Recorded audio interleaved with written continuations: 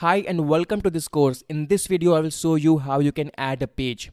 Again, there are multiple ways to add a page. You can hover over new and then you can click on page. You can hover over this pages option and then you can click on add new. Or you can just click on this page and then you will arrive at the all pages page. And then you can click on add new. And here I will add a new page and you will see that the interface is same. So I will write about us here, not about but about, and here you can add a blog. So I'll go to lodum ipsum.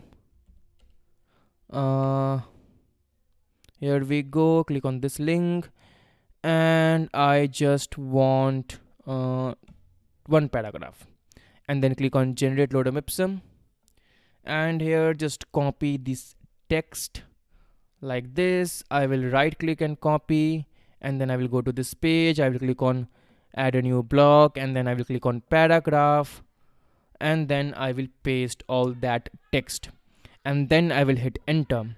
And here I will show you how you can create a gallery. So just click on this add block area, and then you can search for gallery like this. But we don't need to search for gallery because gallery is already here.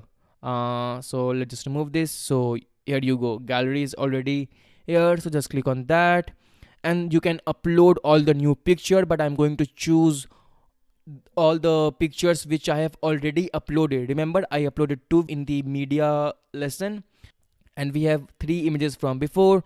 So just select all of them like this, and then click on create a new gallery. So click on that button and then click on insert gallery. You can write a caption here in all of these images. I'm not going to do that.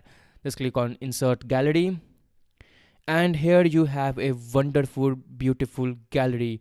I also want to add some more text, so I'll click on this button here, and then I will click on paragraph. Okay, and then I will go here and I will copy this text again. I know I'm copying the same text, but it doesn't matter. You can write your own text if you want. Alright, this page looks okay.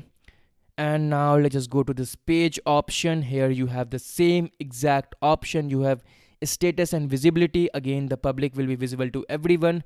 The private will be visible to only site admin and editor, and we will talk about site admin and editor in the user section. You have the password protected option where you will have to enter a password, and only people with that password will be able to access this page. I don't want this. Okay, so I'll just click on that, and here you can schedule your post, and I don't want to do that. Scroll down, we will talk about this pending review option in the user section. We don't have to worry about this for now. And click on this permalink, and here you can see the URL slug. So the link, the last part of the URL, the URL of this page. So when we publish this page after your website, so after Tech Savvy, it will be about us. So this will be the link of your page, of this page, right? So if your website name is techsavvy.com, then techsavvy.com/about us will be the link of this page. Okay, and this about us is the last part of the URL. So after the website name and then .com and then slash, after that part, the last part, this is the last part. The URL slug is the last part.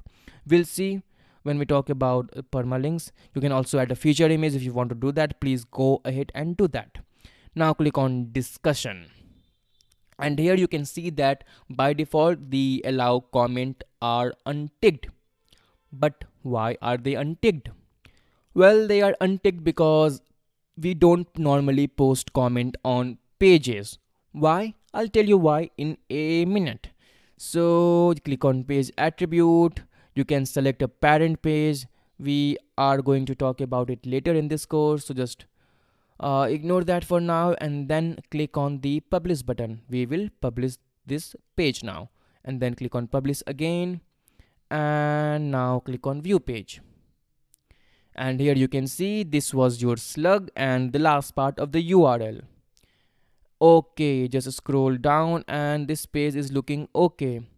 So now let's talk about the comment part and why we don't have comment on page. Well, normally it's not a good idea to have a comment area in your about us page or in your contact us page, because these are static content. Okay, now let's talk about the difference between a page and a post. What are pages and what are posts? Well, pages are static content. We use the pages option in WordPress to create static content. They are timeless content. Your about us page is not dependent on time. Okay, it is not affected by date, it is not affected by time, it is timeless. And this does not mean that you cannot edit your page, but it just means that it is not affected by date, like post. Now let's talk about post. So what are post? Well, think of post as articles. They are like articles, and we use post option in WordPress to write article. Okay, and articles are very timely content, they are very dynamic. For example, when we are writing an article, we write an article about Android 10, we write an article about Android 11, we write an article about Android 12, we write an article about camera feature, we write an article about new features in Android. So these are timely content, these content are dependent on time, whereas pages are static content, they are not dependent on time, and that is the basic difference. Pages are static content, they are timeless, they are not affected by time, whereas posts are articles and they are affected by time. That is the basic difference. Alright, I guess that's it for this video. In this video I taught you how to create a page and also taught you the difference between post and pages, and this is going to be it for this video, and I will see you in the next one. Bye.